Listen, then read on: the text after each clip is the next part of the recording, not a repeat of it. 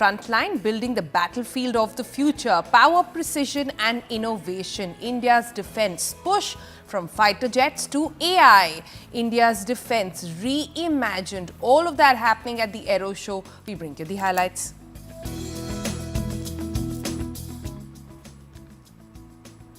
And after that, we take you from defense to something entirely different, dance. Kathak beyond the stage, we're going to be taking you to a festival that's moved us all, Daastaan-e-Kathak 2025, where dance met storytelling. We take you to speak to some of the artists, some of the dancers behind that night, a night to celebrate Indian classical arts. Also on the program, we have sit down with the spiritual leader Sadhvi Bhagwati on the power of Mahakumbh. She also talks on the age of Kali Yuga, Bhakti, Seva and the cosmic force that binds us.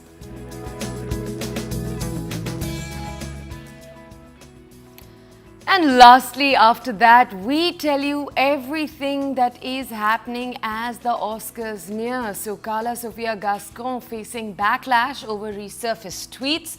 The Oscar nominee deals with the controversy amid a continuing hopeful Oscar campaign, but she's got a lot of hate for some of, in particular, her older tweets as Netflix has distanced themselves from her after these racially insensitive messages. Aero India 2025 is, as we speak, in full swing. It's the largest air show in Asia, and there is plenty of buzz about India's defense future, high-tech jets slicing through the sky right now, and indigenous innovations on display. So defense received 13.45% of the union budget just about 2 weeks ago. It was the highest amongst the ministries also. And the continued momentum behind the Make in India push seems absolutely undeniable. It also raises some exciting questions. What does cutting-edge defense tech really look like in 2025? Where is it being developed? And how can India stay competitive in this rapidly evolving field? And in an era of hybrid threats, we talk a lot about cyber warfare, drones, AI. How do we actually balance the need for collaboration with other countries that are developing technology with the need to protect our own innovations and IP? And what opportunities exist for Indian startups to shape the future of defense tech and shake up the playing field? Now, as the Aero Show ripples through the sky in Bangalore, we thought it was the perfect time to actually get into the cockpit right here on TVC. We'll wade through all the complicated jargon and bring you simple answers from experts on these questions.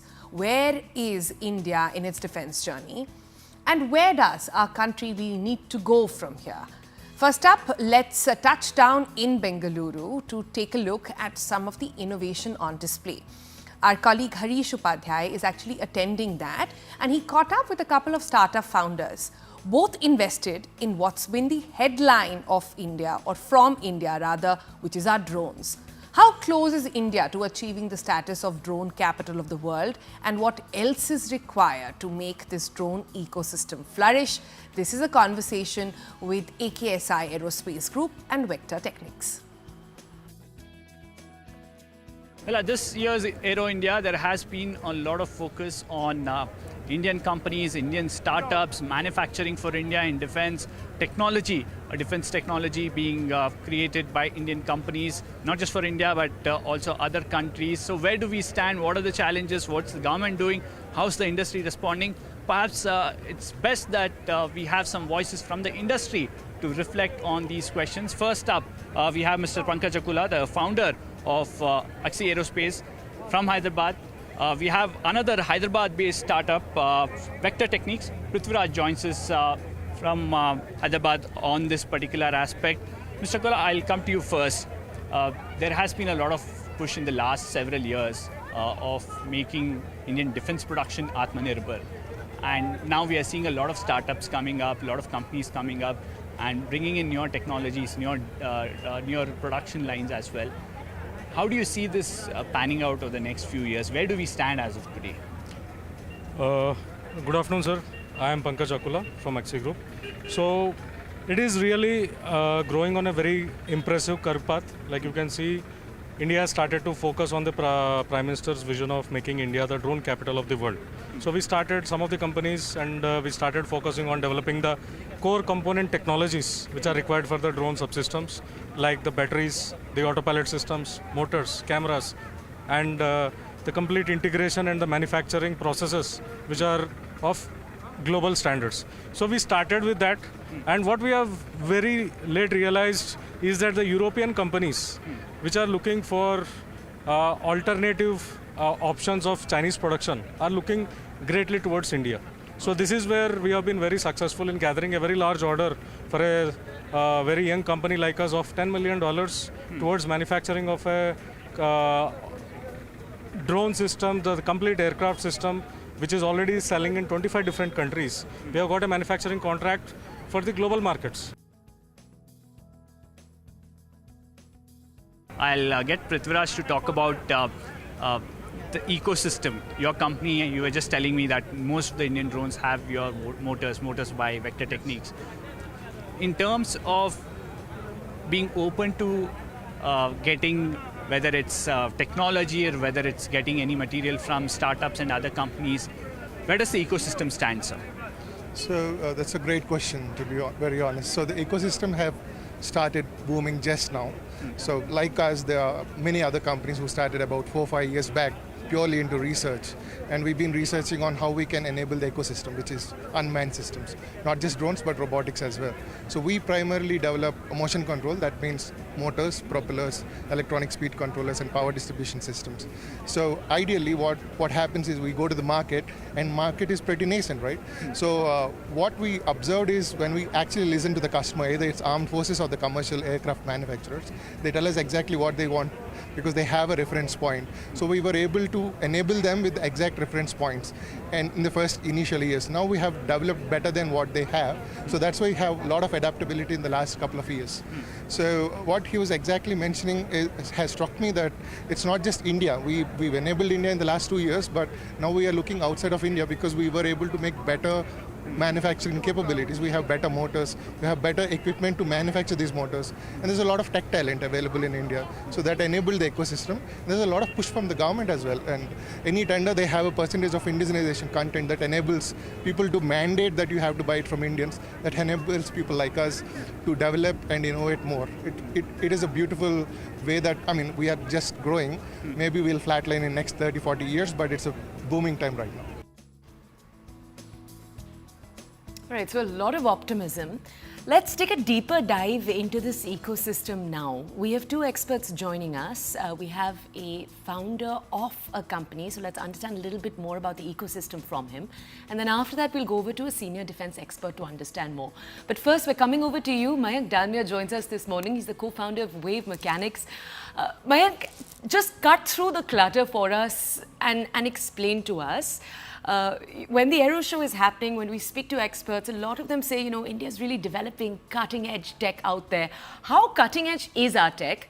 Where is the innovation happening? Is it indeed in India? What are the exciting parts? Break it down for us. Hi, good morning, Toya. Thank you for having me on the show. So when we talk about, you know, cutting-edge innovation in defense, there certainly is a lot of that happening in India. If we look at drones, for example, I think there's a lot of wonderful work happening. You know, you've covered some of it yourself. Drones, I think in general, are seeing a massive boom across the world, especially after the Russian-Ukraine war, which has kind of shifted the perspective on what drones are capable of on the battlefield. Besides drones, though, in India, I would say innovation really has been towards missiles and radars, you know, when we talk about deep technology. So those are two areas where India has done, you know, quite well. And we are innovators at a global stage, meaning that our missiles or the radars that we're producing are, you know, competitive and innovative at a global stage. Those, I would say, are the broad areas where we are doing a great job. There are, of course, many other areas that we are not doing such a great job. But yeah, I'll leave that for a different question. All right. Now you can carry on with that, Mayank, which is going to be my question. That at a time when you see government funds and allocations going into defense big time, you just heard some of the founders there saying this is a booming time for drones and several others. What are the highlights that you clearly pointed out? But what's the area where you think we're still relying on the global manufacturers? Right. So, just to talk about drones a little bit on why we are seeing such a large boom for drones.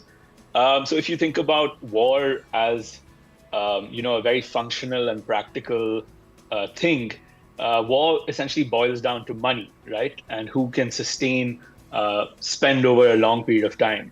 So in the past, a war would look, countries would spend millions and millions of dollars building up expensive equipment. You'd have a tank that costs maybe 4 million, 10 million. You'd have planes that cost 400 million.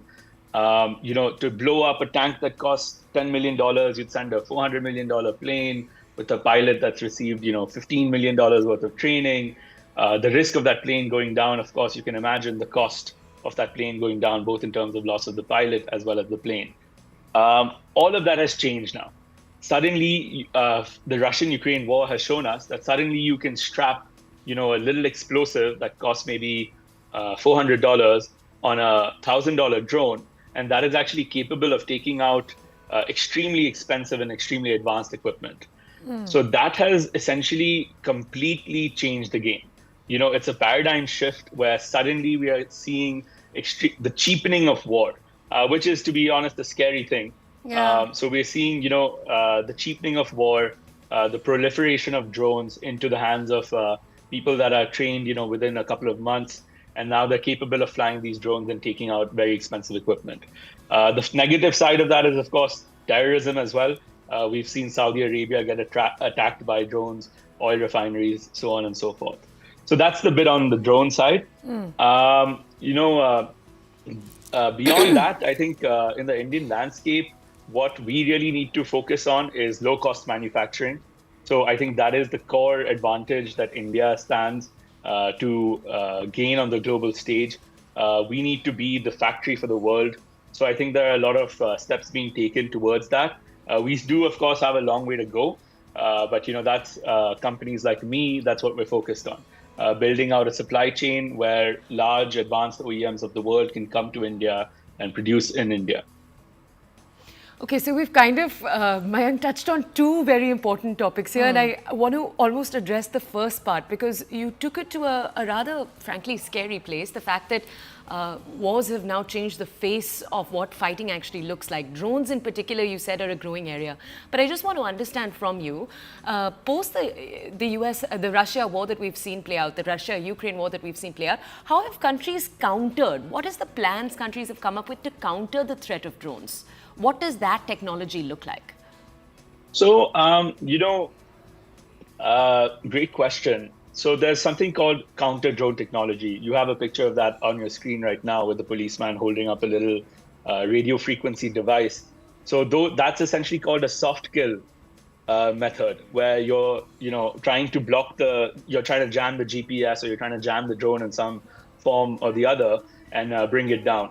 Of course, besides that, you have something called a hard kill technology, which is actually sending a kinetic device.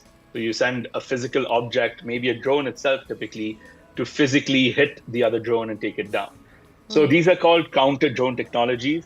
I think this is probably one of the biggest booming areas across the world today.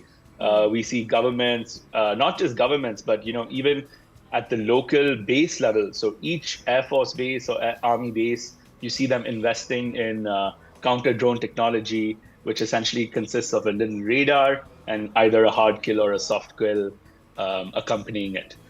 So at the Aero India show today, if you go into the IDEX pavilion, you'd see about 50 to 60% of what's being presented touching upon this. I will say that if I had to start up a company today, I would look at something maybe called counter drone, which is actually it sounds funny, but it's a counter to the counter drone. So it's called CCD, and essentially what you do is you block their ability to block you, and then you essentially moot all of their defense against your drones. So that's a very exciting area. I think that is not really being looked at in India yet. I'm sure there may be some companies looking at it, but I think that could be a very interesting area. You have to, be thinking a few steps ahead.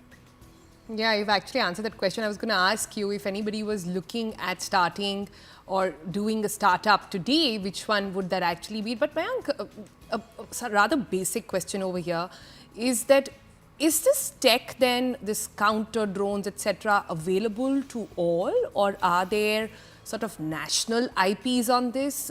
And how does it really work cross-border if at the end of the day it's going to be about protecting your borders?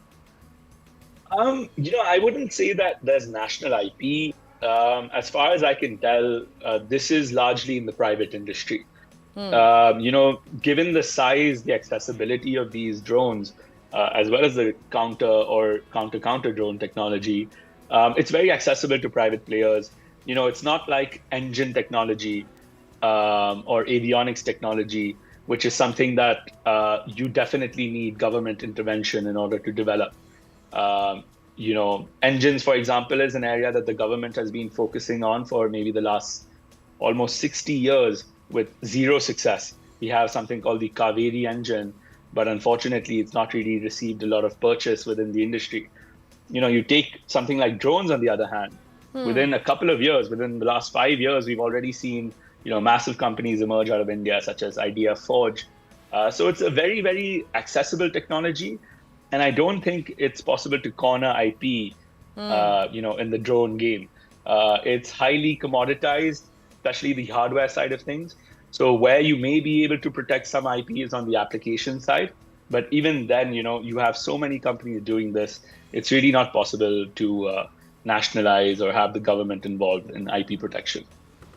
I see. Okay, and I believe we have time for one more question. So, Mayank, just tell us, earlier we were talking a little bit about what needs to be the focus of the Indian defense sector. And I just want to understand from you, when it comes to talking about tech, so different from this, when we talk about tech, we often say that India needs more innovation. We are covering the basis of manufacturing very, very well, but innovation, R&D, that needs to be where we focus on. You're not saying a similar thing for the defense sector. Is that correct? Look, it's a controversial subject. R&D by its very nature is, not a thing accessible for small players. Any startup, for example, unless you've raised funds, you're never going to look at R&D. You need to start generating revenue, and then R&D may be coming in later.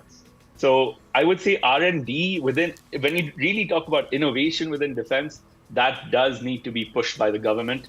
There's no doubt about it. Low-level innovation in drones, maybe the private sector can manage, but true innovation, like if you talk about laser technology, for example, we are still talking about kinetics and missiles. The US has completely switched over to laser. So instead of firing missiles at you, they fire an energy beam, a concentrated energy beam. And it's quite Star Wars-esque in the sense that it is a reality now. They are actually capable of shooting down objects at a great distance using laser. So something like that absolutely needs to be driven solely by the government. I don't think any private organization would have the wherewithal to, get into that. So on the innovation side, I would say that's what it is. What I think India should really be focusing on is the Navy. So there's been a lot of focus on the air and on the army. But really, I mean, if you look at our adversaries such as China, Navy is really what we need to focus on. It's somewhere where we're really lagging behind. And, you talk about drones. So there are drones for the sea as well. They're called USVs, unmanned sea vehicles. So that's an area that I would personally focus on. It requires a lot of money. It requires a lot of, focus. But it's at the moment, it's underserved.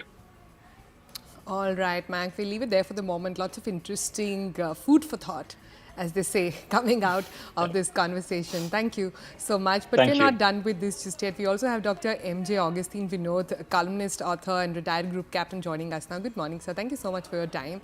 We've sort of got a sense of what's really happening in terms of innovation.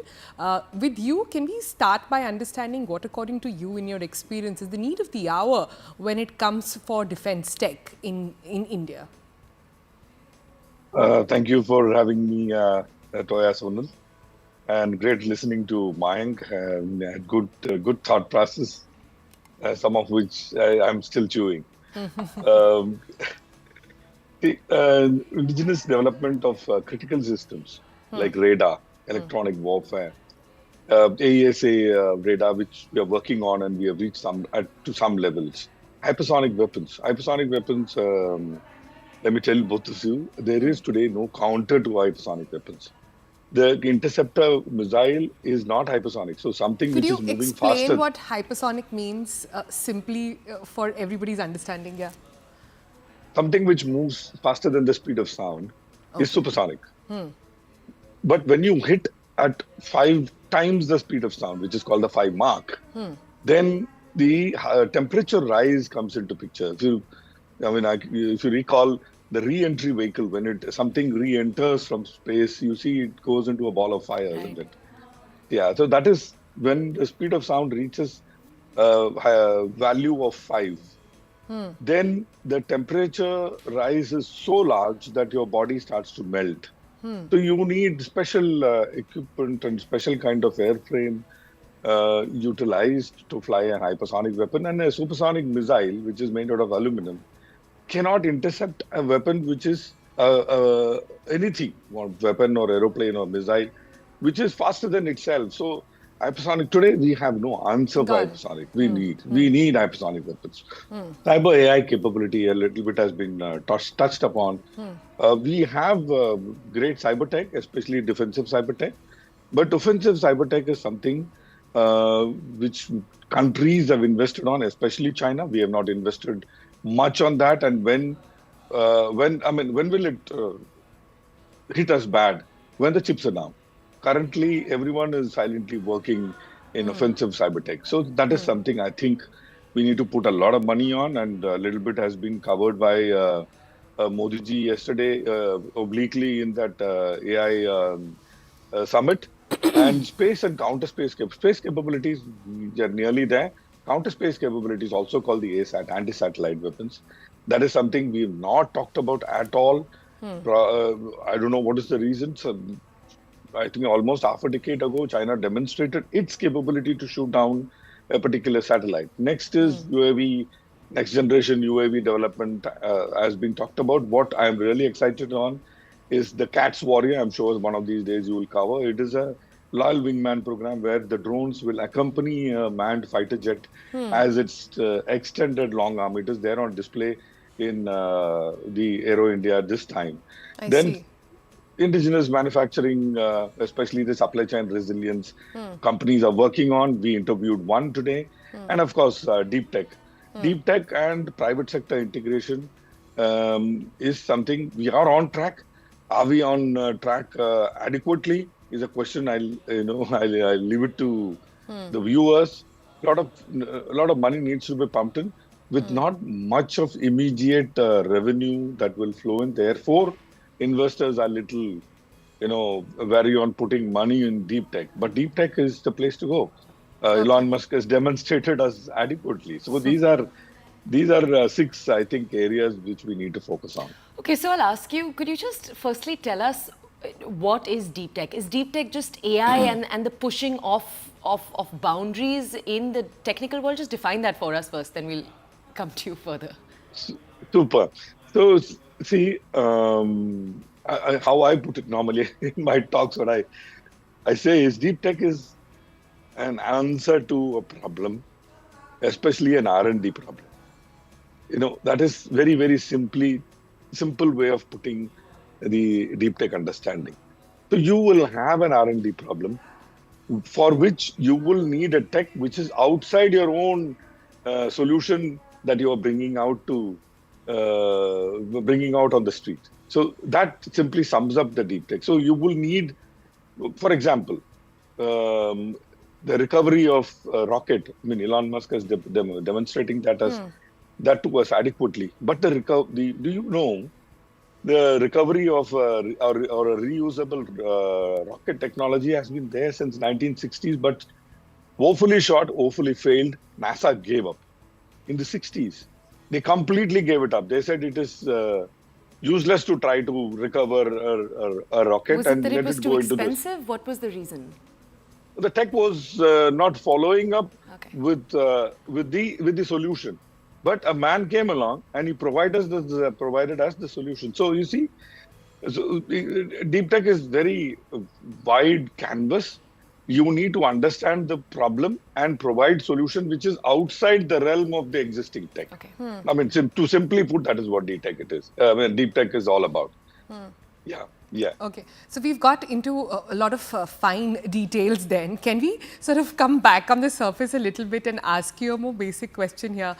So, you know, in your experience, you've been around for several decades now. In your experience, how has cyber warfare versus the real warfare, combat versus this hybrid mode that we were talking about, how has that evolved over the years? Is there... where do you see it going moving forward? Super question, and you couldn't have asked it to any other generation than the Gen X. So I have seen, for first time when I picked up a telephone, I thought it'll explode in my hand, and we got the telephone when I was about 10, 50, a black looking thing. I don't know whether you've even seen it. So we've seen from no tech to deep tech in our lifetime. So we're talking about cyber. See, you look at warfare in the reverse order. What is the aim of the warfare? To defeat the enemy. The means that you apply will justify the end. Therefore, you've seen that warfare starts first start of the warfare, if you realize, or if you go back to the Ukraine-Russia warfare, the first thing that the West did was freeze the money of the oligarchs. Sanctions, you remember?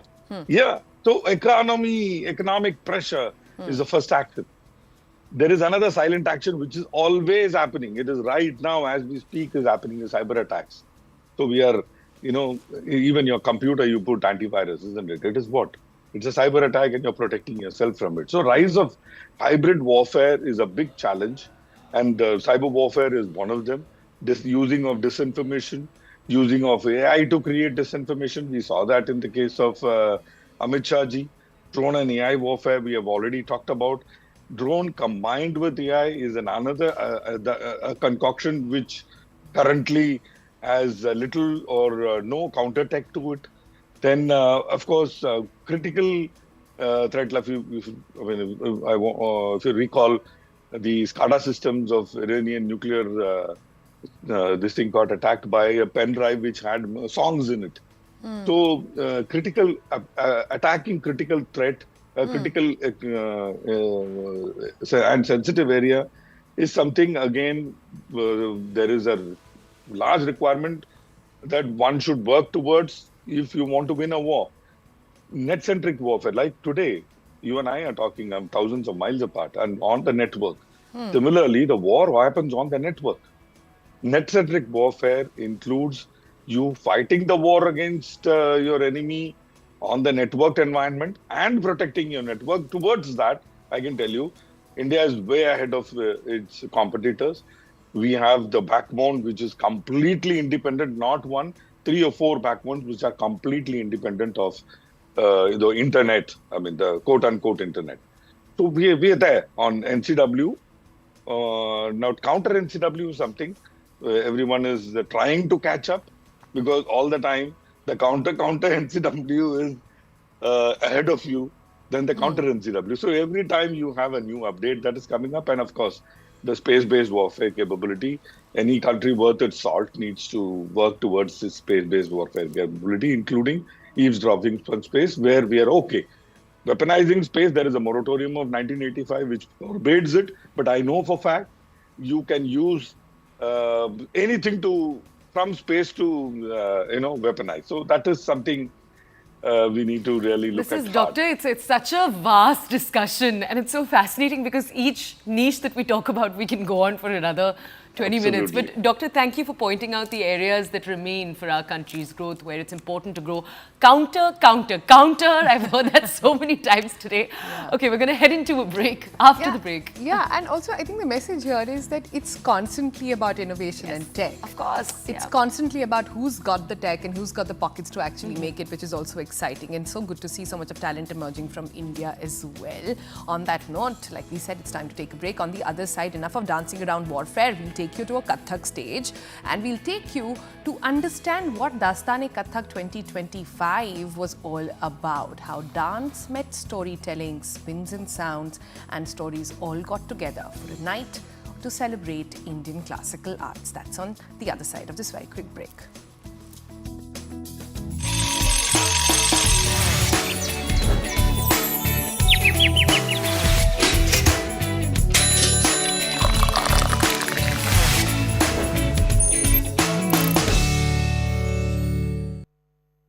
Sir ने जो term life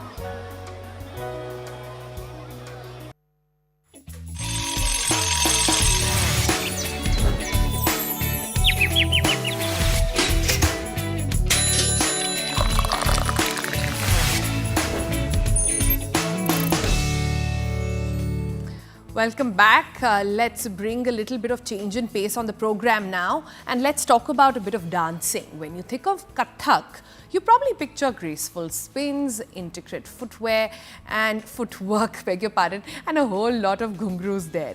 But what happens when you mix that with fashion, with contemporary beats and even meditation? That's exactly what went down at Daastaan-e-Kathak 2025 in Delhi. Dance wasn't just performed, it was experienced. Remember, the word Kathak itself comes from Katha. It is literally storytelling in movement. Yeah. And Ashya, our producer, actually took us to the ground, showed us how these stories were constructed. Take a look.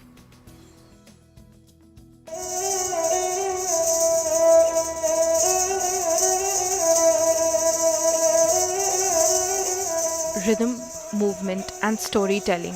कहते हैं जो अकारण है उसी की तरफ होता है इश्क और अकारण ही होता है इश्क. Daastaan-e-Kathak 2025 is a tribute to the essence of Indian performing art. A confluence of tradition and innovation.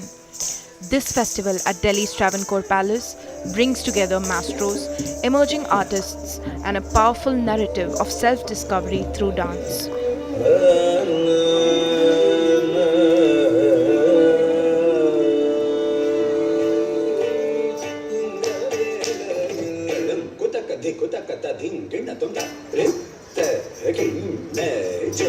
From the intricate footwork of Kathak to the disciplined elegance of Bharatanatyam, each performance here is more than just a movement. It's a story told through rhythm. The festival highlight blends fashion, dance and storytelling, creating a poetic tapestry of the interconnectedness. Adhyam Handwoven is an initiative that works for the weaver community, and the whole objective is to be able to bring livelihood to the weaving community as well as revive the textiles from those clusters. We looked at a larger canvas to sort of make sure that when we communicate textiles to our customers, we explain them the cultural ethos that surrounds it and the ecosystem around it, which is where we took on the task to talk about culture beyond textiles. And because in the same spirit, therefore, is what we are promoting this event, where we bring in artists and performing arts and singers and bring the whole culture which is around our cluster. Beyond the stage, Daastaan-e-Kathak is a celebration of India's rich cultural ecosystem, where dance, textiles and music come together as one. World Kathak Day is a movement that I started 3 years ago, keeping in mind that we're all storytellers and that we need to unite traditions and have a lobby for the Indian arts. We are not, none of our classical dance forms, for instance, are UNESCO World Heritage still.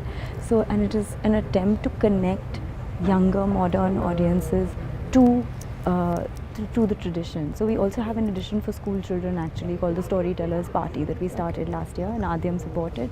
And the whole endeavour is on Pandit Birju Maharajji's birthday, which is 4th of February, because he is the epitome of the storyteller.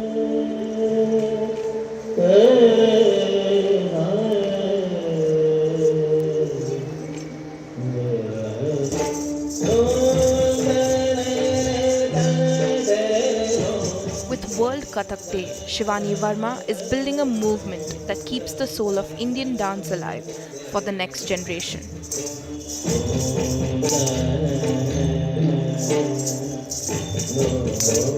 A festival of this scale came to life after months of dedication, rehearsals, and a shared love for storytelling through dance.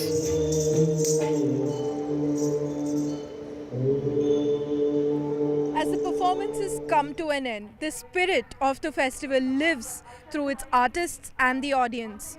With video journalist Rama Shankar, this is Ashreya Kannan for CNN News 18. Okay, let's move now from that to something connected but slightly different. As anxiety, depression, conflict spread across the world, we talk a lot about mental health. People are drawn to something deeper and deeper, a force, a wisdom, a spiritual anchor that has existed for centuries. Spiritualism, and right at the heart of that awakening stands Mahakumbh, a phenomenon beyond rituals. It's a cosmic pull, many describe it as, that unites humanity, faith, energy and purpose. So to understand all of this, CNN News 18's Anand Narasimhan spoke with Sadhvi Bhagwati Saraswati, a spiritual leader whose own journey from Stanford to Sangam has been nothing short of distinct. She speaks of the world that chases material success but fails to see the treasure within. Here's a glimpse.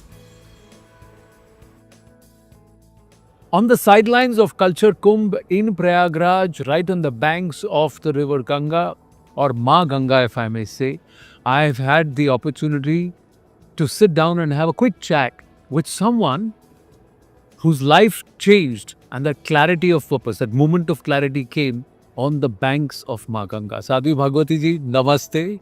And I'm going to request you to just share a small portion of what you shared with me just before we started rolling. That what brought you to Bharat and how? A Stanford educated, you're doing a PhD, you told me. How did you come to Bharat? This is grace. It is really grace. I would love to claim credit for it. I would love to say that I recognized the superficiality of the material world, or maine Bhagwan se aise prarthana ki ki please give me a guru, please mere ko gyan do. I wish that were the story. But it's not the story. The story is, I was 25, I was a scientist. I came from a very well-to-do family in Los Angeles, quite literally in Hollywood, hence the Hollywood to Himalayas name of my memoir. Literally, I grew up in Hollywood. And agar aapne mere ko bahar se dekhe hote, you would have said, uske paas sab kuch hai. She has everything. The prosperity, the education, the privilege, all of that. But at the end of the day, those are not actually the things that make us happy. My friends and I were what I now call happy by default. Meaning we were given this happiness equation: get a good degree, make a lot of money, wear the right clothes, go to the right parties, vacation in the right resorts, and then you'll be happy. We had those things. And so we thought, oh, we must be happy. But on that deep level, that sukh, that shanti, that anand, maza to aata tha. But maza se jeevan nahi banti hai. Jeevan is made from anand, not maza. So there I was, 25, with a degree from Stanford in the midst of a PhD in pediatric neuropsychology. And I was an avid traveler. I loved to travel, but I had traveled mostly across Europe, across the US and England. And when India was suggested, I didn't actually know anything about India at that time. Other than I was a very strict vegetarian, and I knew that wherever I was in the world, an Indian restaurant was the one place where pure shakahari khana mil sakte. Do baar puchna nahi padta. Nahi to bhagwan jane kya kya dalte hain. Har cheez mein eggs, har cheez mein machli, har cheez mein.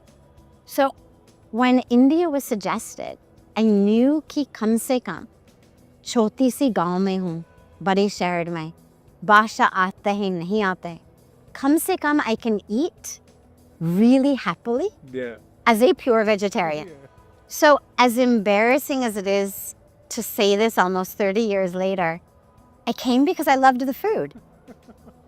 But this is why I say grace and destiny. Yeah. Because I was living in the San Francisco Bay Area. There's an Indian restaurant on every corner. I didn't have to come all the way to Bharat to get good food.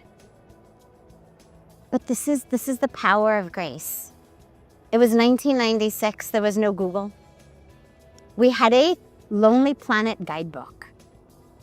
Delhi may open the Lonely Planet. Where to?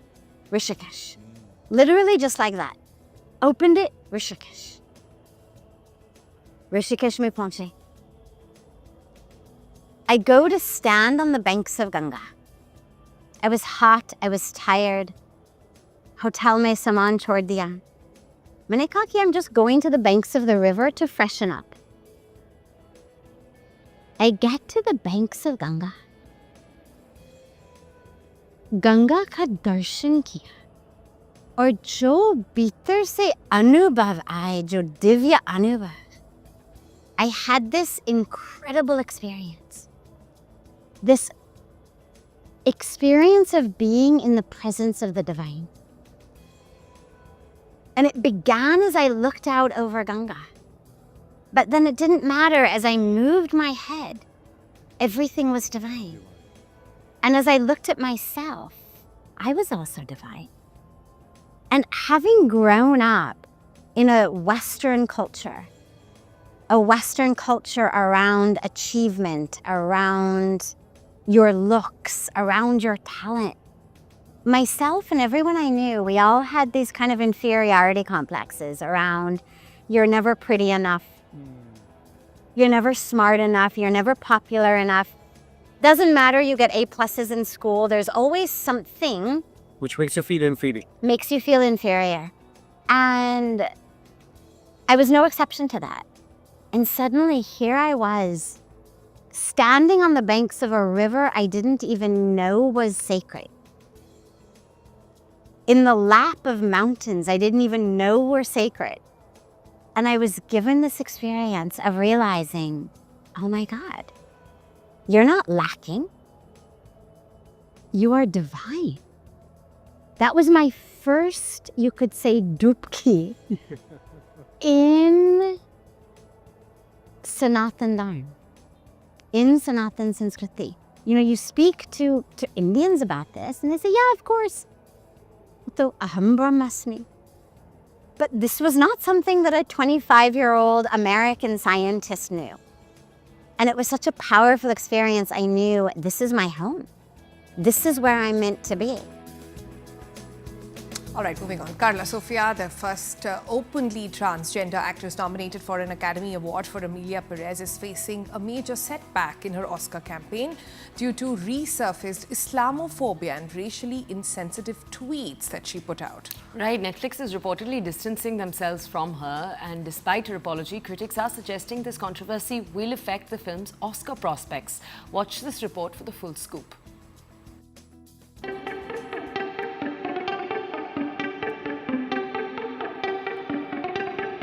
Carla Sofia Gascon, who made history as the first openly transgender actress nominated for an Academy Award for Best Actress for her role in Emilia Perez, is now facing a significant setback in her Oscars journey. Netflix, which holds the film's distribution rights in the US, Canada, and the UK, has distanced itself from Gascon in an effort to protect the film's overall Oscar chances.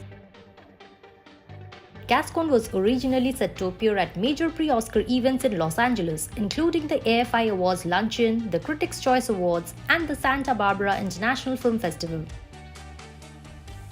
However, resurfaced social media posts from her past, deemed Islamophobic and racially insensitive, have ignited backlash, complicating her campaign. Despite issuing a public apology acknowledging the harm caused by her statements, the controversy has prompted Netflix to shift its promotional efforts away from Gascon. Instead, the streaming giant has begun highlighting other cast members, such as Zoe Saldana, who is also nominated for Best Supporting Actress.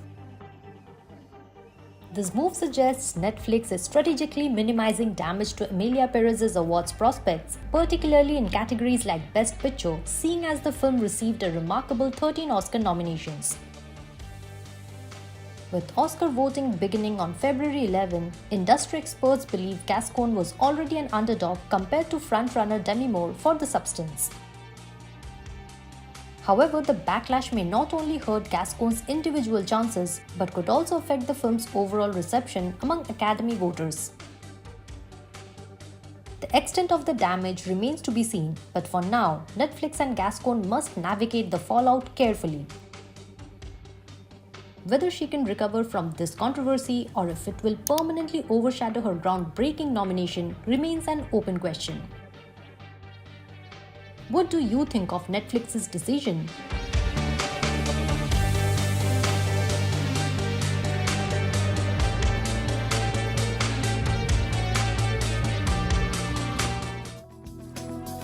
All right, a lot of excitement for the Oscars. We're going to talk about that too. But right now, I'm going to head into a quick break. On the other side, more right here on The Breakfast Club. Do stay with us.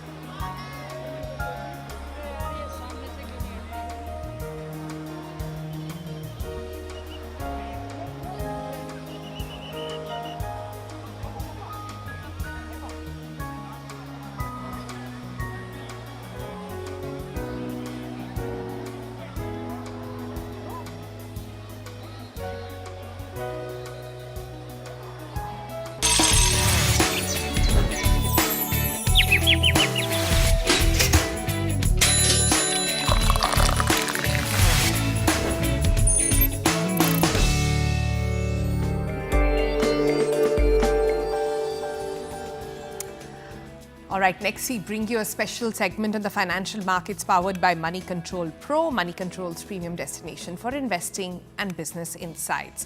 Let's start with how markets are pegged to open this morning. GIFT Nifty indicates a stable opening for the Indian stock markets.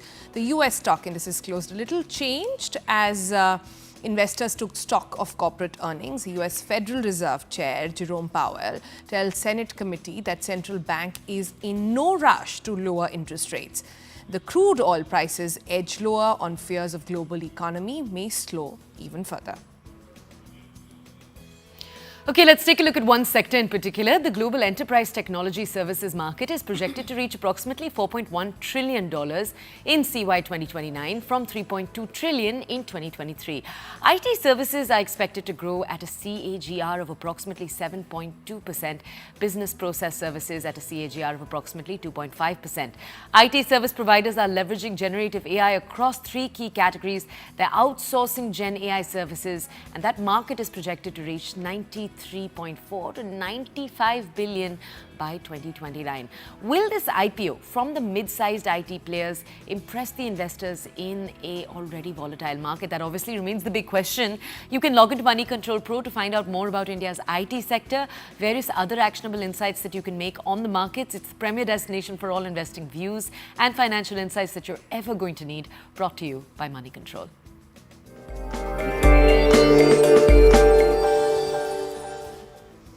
All right, with that, we've come to the end of today's episode. There was a lot of defense, there was dancing, there was spirituality, there was a mix of it all. But tomorrow we come to you with the topic that has really got everybody's attention.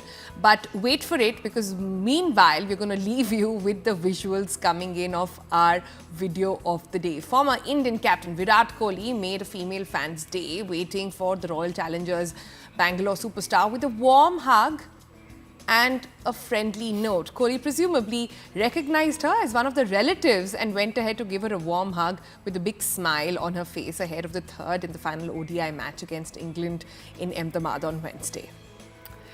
Kohli's video of hugging the female fan has gone viral on social media. Although it was just for a few seconds, people were trying to break the security barrier on arrival at the airport. Let's just take a look at what a fan had to say for a second.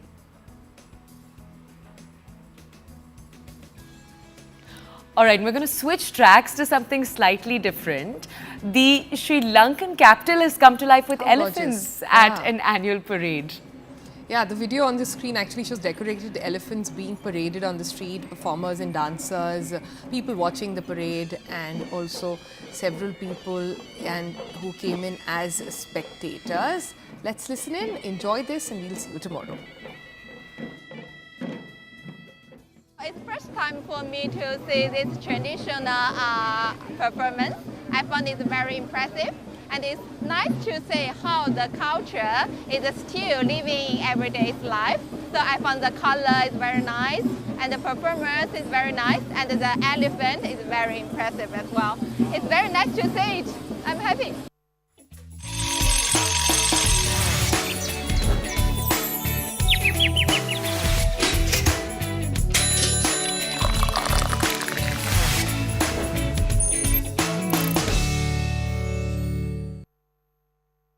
Brought to you by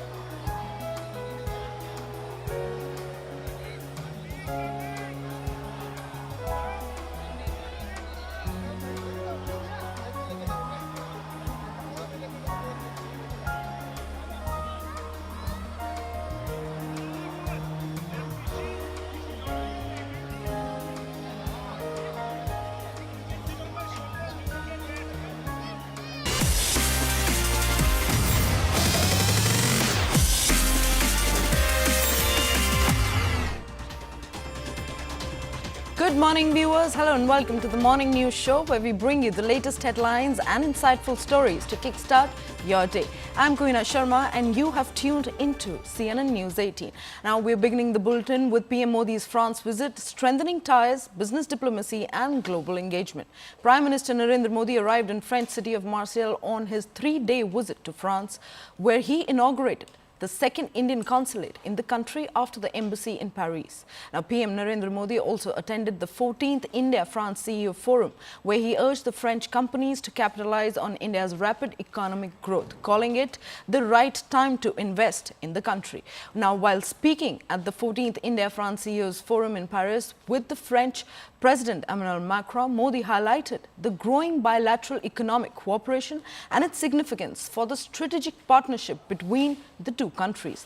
PM Modi has also met US Vice President J.D. Vance and his Indian origin wife, along with their 2 young sons, on the sidelines of the AI Action Summit. His first reaction with a member of the Trump administration ahead of his Washington visit. Meanwhile, the Indian diaspora in Marseille welcomed PM with great enthusiasm. Let's take a look. Bharat में बीते 1 दशक में जो बदलाव आए हैं उससे आप भली भांति परिचित हैं। हमने एक स्टेबल पॉलिटी और प्रिडिक्टेबल पॉलिसी ये इकोसिस्टम स्थापित किया है। रिफॉर्म, परफॉर्म, ट्रांसफॉर्म के पथ पर चलते हुए आज भारत विश्व की 5वीं सबसे बड़ी इकोनॉमी है, विश्व की सबसे तेजी से ग्रो करने वाली मेजर इकोनॉमी है, जल्द ही दुनिया की 3री बड़ी इकोनॉमी बनने जा रहे हैं। भारत की स्किल्ड युवा टैलेंट फैक्ट्री और इनोवेशन स्पिरिट वैश्विक पटल पर हमारी पहचान है। आज भारत तेजी से पसंदीदा ग्लोबल इन्वेस्टमेंट डेस्टिनेशन बनता जा रहा है। We are really overwhelmed that he came, he spoke to us, उन्होंने खुद से बात की हमसे। I'll be always grateful for that. हम भारतीयों के लिए तो ये बहुत बड़ी बात है कि यहाँ पे इनॉग्रेशन हो रहा है। मतलब like walking in at home, कुछ भी हो जाए यहीं पे रहेंगे, यहीं पे मिलेंगे। And I am so thankful that it's a big step being taken by the government. Consulate यहाँ पे खुल रहा है, हमारे लिए भी एक बहुत अच्छी, एक बहुत बड़ा स्टेप है यहाँ पे। उन्होंने बहुत दिल से हमारे सर पे हाथ रखा, हम उनका वेट कर रहे थे तो उन्हें प्यार से बोला आप अभी तक 12 बजे तक हमारा वेट कर रहे हो। और मैं गांधीनगर से हूँ तो मुझे सर पर हाथ रख के आशीर्वाद दिए। वो बहुत ही खुश हो गए और हम भी बहुत खुश हैं उनके मिलकर। मुझे प्रधानमंत्री जी से मिलकर बहुत ही खुशी हुई।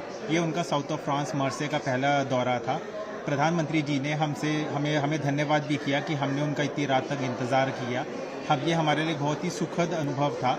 ये मार्से विज़िट जो है व्यापारिक और ओवरऑल फ्रांस और भारत के रिश्ते के लिए भी एक बहुत ही अच्छा योगदान रहेगा।